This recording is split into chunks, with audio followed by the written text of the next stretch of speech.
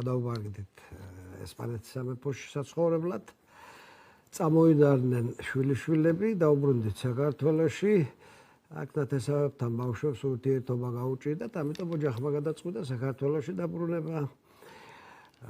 აქ რაღაც საარჩევნო ხოვდა გქონოდა და გადავწყვიტეთ, რაშიც გქონდა გამოცდილება, ის საქმე გაგვეკეთებინა.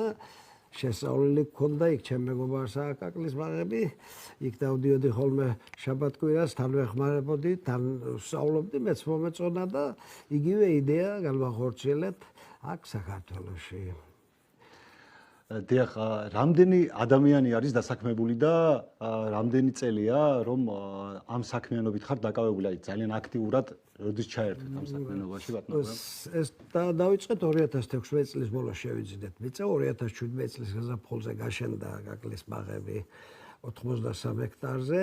მუშაობ მთელი ოჯახი და ამის გარდა ყავს დაქირავებული ჯამში მუდმივ სამუშაოზე დასაქმებულია 12-დან 14 ადამიანები და ხან მოდიან, ხან მიდიან და სეზონურ სამუშაოებზე ახლა მიმდინარე წელს საკმაოდ უხმოსავალს ველოდებით და დაახლოებით 150 კაცი დაგვჭირდება.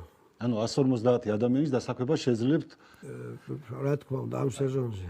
ეს ბაღი 4 წლიან ბაღებს შორის დასახელდა საუკეთესოდ. ხო ასე იყო ბატონო გურამ? ხო, გასულ წელს ფაოს მიერ ორგანიზებული გასვლითი ტრეინინგი შეხვედრა იყო კაკლისა და ნუშის ბაღების უკეთესოდ.